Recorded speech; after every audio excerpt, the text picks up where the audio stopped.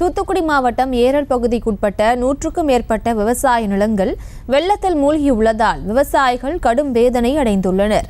இதுகுறித்து எமது செய்தியாளர் பாரி கார்த்திக் வழங்கிய கூடுதல் தகவல்களை தற்போது பார்க்கலாம்.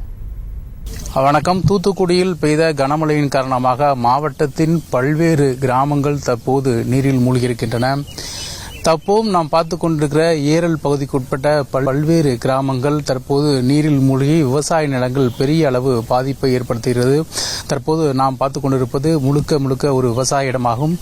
இங்குதான் அதிக அளவு பயிர் செய்திருக்கிறது. கிட்டத்தட்ட 6 மாத நெல் பயிரானது முழுமையான இப்போது தண்ணீரில் மூழ்கியிருக்கிறது. இதற்காக விவசாயிகள் பெரிய அளவு கவலைப்படுகிறார்கள். இங்கே இருக்கக்கூடிய விவசாயிகளே அதிக அளவு வாழை, நெல் உள்ளிட்ட பயிர்கள் தான் அதிக பயிர் செய்யும் சூழலில் தற்போது நாம் பார்த்து கொண்டிருப்பது முழுக்க ஒரு விவசாய பகுதி. அதிக அளவில் விவசாயம் பண்ணுகின்ற ஒரு மிகப்பெரிய வயல்தான் இது. கடல் போல காட்சியளித்துக் கொண்டிருக்கிற இந்த இடம்தான் முழுமையான ஒரு விவசாய வயல் பகுதி. நாம் இங்கே பார்த்து கொண்டிருக்கிற இந்த பனைமரம் கிட்டத்தட்ட 15 அடி தண்ணீரில் மூழ்கி இருக்கிறது. அந்த அளவுக்கு தண்ணீரானது உயர்ந்து காணப்படுகிறது. நாம் வேட்டியில் இருப்பதால் ஓரளவு இங்கே நிற்க முடிகிறது. இந்த பனைமரம் 15 அடி தற்போது தண்ணீரில் மூழ்கி மேலே இருக்கக்கூடிய இலைகள் மட்டும் தற்போது தெரிகின்றன. அந்த அளவுக்கு இந்த விவசாய நிலைமை முழுமையாக தண்ணீரில் பாழ்பட்டிருக்கிறது.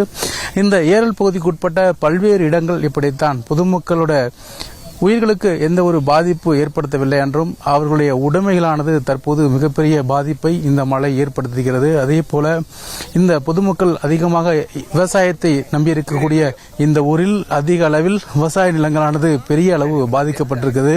இதனால் அந்த பொதுமக்களுடைய இயல்பு வாழ்க்கையே பெரிய அளவு தற்போது பாதிக்கப்பட்டிருக்கிறது. அவர்களுடைய வாழ்வாதாரம் தற்போது கேள்விக்குறியாயிருக்க சூழல்தான் தற்போது நாம் பார்த்துக் கொண்டிருக்கிறோம். செய்திகளை உடனுக்குடனும் துல்லியமாகவும் தெரிந்து கொள்ள சப்ஸ்கிரைப் பண்ணுங்க.